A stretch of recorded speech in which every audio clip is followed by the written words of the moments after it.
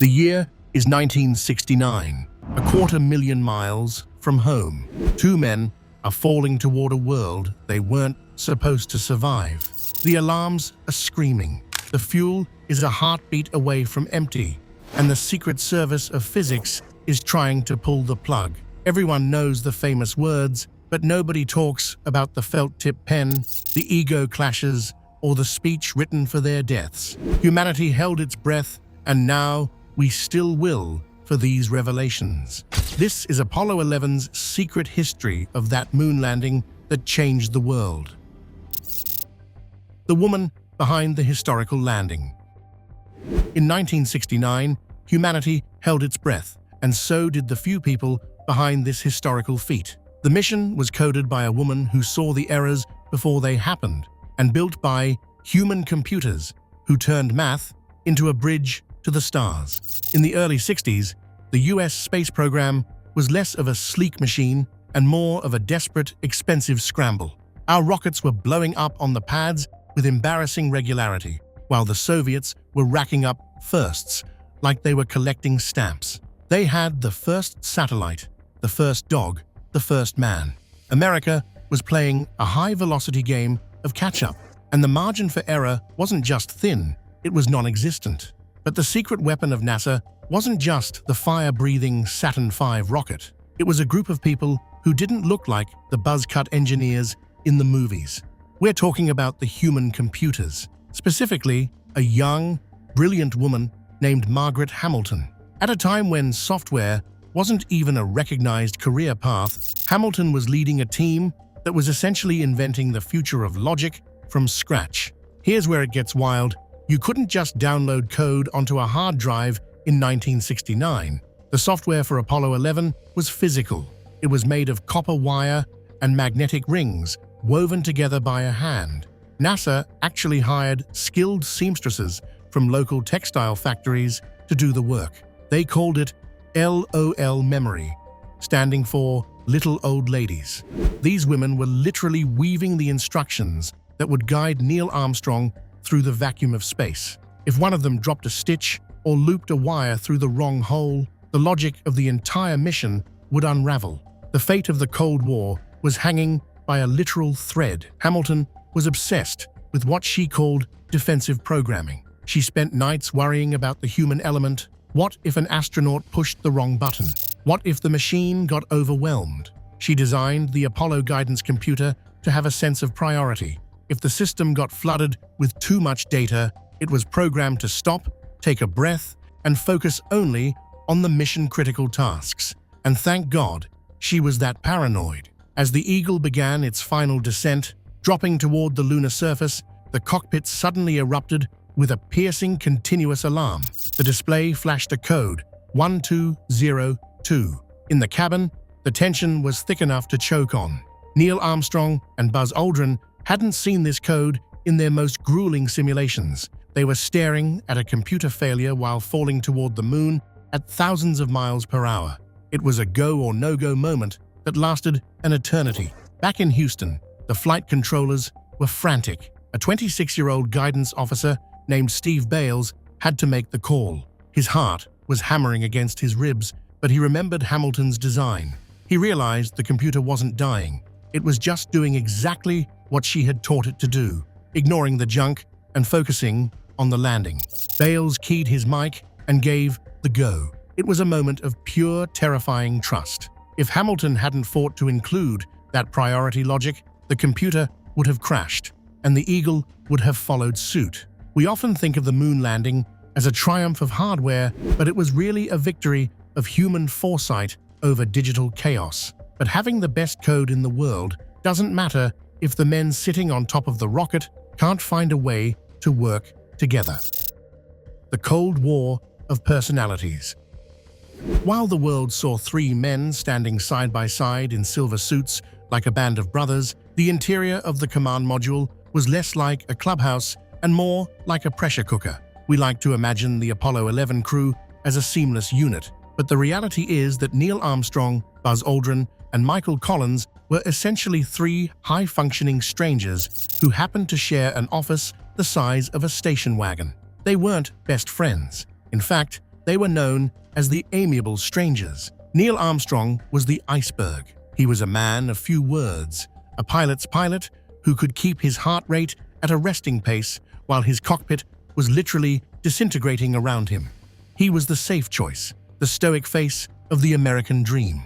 But then there was Buzz Aldrin. Buzz was different. He was a brilliant scientist with a doctorate from MIT, the first astronaut to hold one, and he had a mind that worked like a slide rule. But Buzz was also complicated. He was restless, intensely competitive, and deeply concerned with the firsts of history. And that is where the friction started to smoke. For years, the unwritten rule of the sea and the air was that the commander stays with the ship and the junior officer is the one who goes over the side.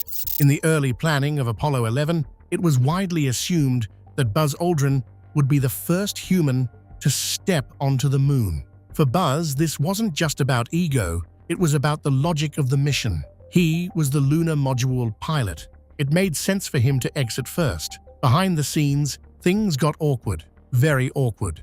Buzz began lobbying for the position, bringing up the technical reasons why he should be the one to climb down the ladder. He went to other astronauts, he went to management, and he made his case. But NASA's top brass was looking for something specific. They weren't just looking for a pilot, they were looking for an icon.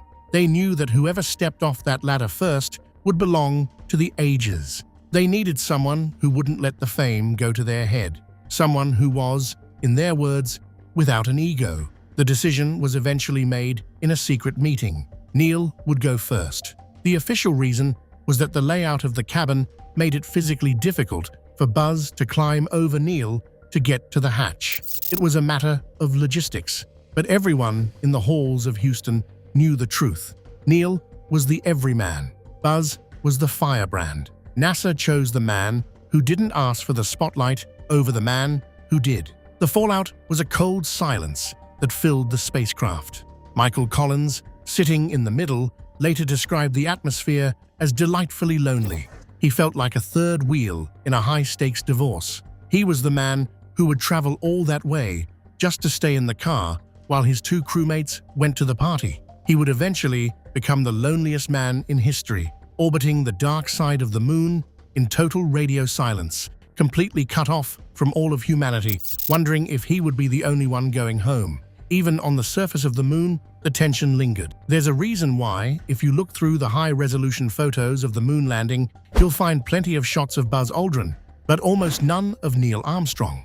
Neil was the one with the camera. He spent the entire 2 hours on the surface taking photos of Buzz. Buzz, whether by accident or out of a lingering resentment for being second, never once took the camera to capture a clear, iconic photo of the man who had just made history. The only clear photo of the first man on the moon is a reflection in Buzz Aldrin's visor. It was a Cold War within the Cold War. It shows us that you don't need to be soulmates to change the world. You just need to be professionals. While the guys were bickering over hatch door, protocol, and historical legacy, back on Earth, the engineers realized they had a much bigger problem. The moon itself was actively trying to kill them. 12 seconds to impact. If you were to look at the flight plan for the lunar descent, it looked like a masterpiece of ballistic elegance. A long, smooth curve from orbit down to the dusty plains of the Sea of Tranquility. But the moment the Eagle detached from the command module, the masterpiece started to tear at the edges. A tiny bit of residual air pressure in the docking tunnel, equivalent to a gentle breath, gave the lander a slight pop as it separated. It was a microscopic nudge, but at orbital speeds, it meant they were drifting. They were going to overshoot their landing site by miles. As Neil and Buzz plummeted toward the surface, they weren't looking at a smooth, sandy parking lot. They were looking at a boulder field, a jagged, prehistoric graveyard of rocks the size of Volkswagens. If they hit one of those, the spindly legs of the lander would snap like toothpicks, and that would be the end of the story. No takeoff, no return, just a slow death in a pressurized tin can. Neil Armstrong did the only thing a test pilot knows how to do. He took the keys away from the computer. He switched to manual control, tilting the Eagle forward like a fighter jet, searching for a clear patch of dirt while the fuel gauge plummeted. This was Dead Man's Curve. At this altitude, they were too low to abort safely and too high to survive a fall. They were committed. In mission control, the room was a tomb. The only sound was the voice of Charlie Duke, the Capcom, calling out the fuel reserves. 60 seconds, he announced, then 30 seconds. The fuel wasn't just low, it was critical, because Neil was hovering, searching for a safe spot. He was burning through the propellant meant for the final descent. To make matters worse, the moon's low gravity was causing the fuel to slosh around in the tanks, giving low-level sensors a heart attack. A bingo call was coming, the point where they had 20 seconds to land, or they had to bail. Neil saw a spot. It was small, dusty, and just past a massive crater. He lowered the lander through a blinding white cloud of lunar dust kicked up by the engine, flying totally blind for the final few feet. When the contact light finally flickered on, they had roughly 12 seconds of fuel left in the tanks. 12 seconds between being a hero and being a permanent monument on the lunar surface. But the moon wasn't done with them yet. After the one small step, after the flag was planted and the phone call with Nixon was over, the astronauts prepared to climb back into the cabin to sleep. That's when Buzz Aldrin looked down at the floor and felt his stomach drop. There, amidst the moon dust, lay a small piece of plastic. It was the head of a circuit breaker. In their bulky, pressurized suits, one of them had accidentally bumped into the control panel. This was the literal on switch for the ascent engine, the only engine that could get them off the moon. Without it, they were stranded. They couldn't push the button back in because the plastic stalk had snapped off completely, leaving a jagged hole in the panel. Think about that for a second. We spent billions of dollars, used the greatest minds on the planet, and built a 3-stage rocket that defied gravity, and it was all about to be defeated by a broken piece of plastic. They were millions of miles from a hardware store, and the clock was ticking on their life support. Houston didn't have an immediate answer. The engineers went to work, but the solution didn't come from a lab. It came from Buzz's pocket. He pulled out a felt-tip pen, a standard-issue Duro marker. He realized that if he jammed the plastic tip of the pen into the hole where the breaker used to be, it might just be enough to engage the circuit. He didn't call a press conference. He didn't ask for permission. He just did it. He jammed the pen into the guts of the machine, held his breath, and watched the engine arm light flicker to life. A felt-tip pen, a 5-cent piece of stationery, became the bridge between the moon and home. They made it down, and they made it back up, but there's one document sitting in the National Archives that shows just how prepared the world was for them to stay there forever. An event of moon disaster. While the world was dancing in the streets, a man named William Safire was sitting in a quiet office, typing a memo that would make your blood run cold. Safire was President Nixon's speechwriter, and he had a job nobody wanted, preparing for the end of the world. The document was titled, "An Event of Moon Disaster." It began with the haunting line, "Fate has ordained that the men who went to the moon to explore in peace will stay on the moon to rest in peace." It was a script for a tragedy we narrowly avoided. If that engine hadn't fired, if Buzz's pen had failed, Nixon would have had to tell the nation that Neil and Buzz were still alive, still listening, but never coming home. NASA's plan was to cut radio comms and leave them to the silence. But even after they escaped the lunar surface, the fear didn't end. When the Columbia splashed down, there were no hugs or handshakes. Instead, they were greeted by men in biological isolation suits. We were terrified of moon germs, unknown pathogens that might wipe out life on Earth. The heroes of the century were immediately locked inside a converted Airstream trailer. They spent their first days back on Earth, staring through a glass window, watching the world celebrate them from a distance. Apollo 11 wasn't the sanitized, perfect triumph we see in textbooks. It was a messy, high-friction miracle. It was Margaret Hamilton coding for errors she hoped would never happen, and Buzz Aldrin fixing a multi-billion-dollar machine with a 5-cent pen. When we look at the moon today, we shouldn't just see the footprints. We should see the 12 seconds of fuel and the sheer human will it took to bridge the gap between a disaster and a dream. If you want to keep exploring the hidden layers of the stories you thought you knew, hit that subscribe button.